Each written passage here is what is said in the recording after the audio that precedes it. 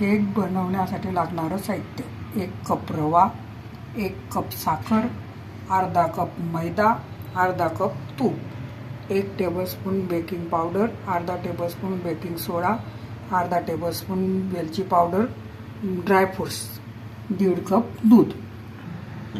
मिक्सरच्या भांड्यात अर्धा कप तूप पहिले टाकून द्यायचं. त्याच्यामध्ये साखर टाकून द्यायची. 1 मिनिट मिक्सरमध्ये करून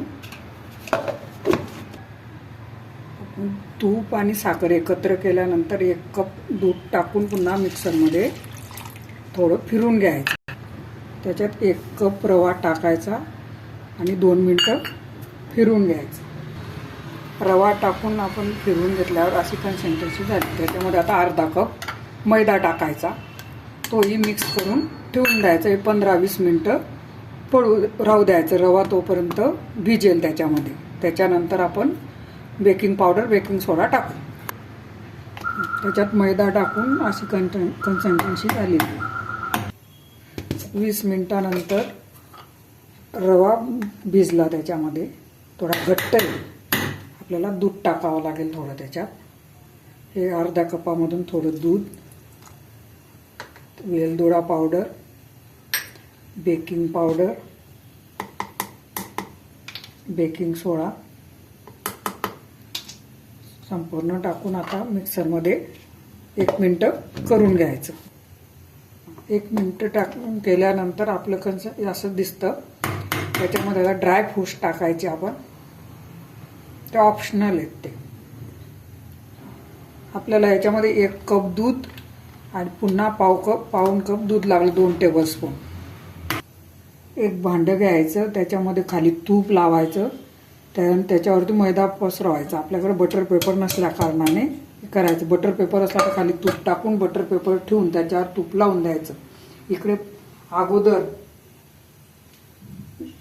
फ्री हीट करण्यासाठी कोणतंही भांडं असलं ते गरम करून ठेवायचं 10 मिनिटं अगोदर.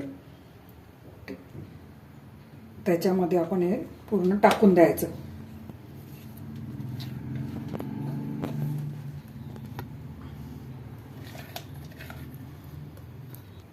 थोडं टॅप करायचं आणि ठेवून द्यायचं मंद आचेवर. त्याला आता 1 तासासाठी 1 तासानंतर मी आता चेक करते झाला आहे की नाही. त्याच्यामध्ये असं टाकायचं. त्याला काही आलं नाही. झाला आहे आपला केक. आता गॅस बंद करून द्यायचा आणि थोडं 10 मिनिटानंतर त्याला भांड्यातून काढून घ्यायचं. त्याला पूर्ण चाकूने कडेने सोडून दुसऱ्या भांड्यात ताटात काढून घ्यायचं त्याला. मस्त.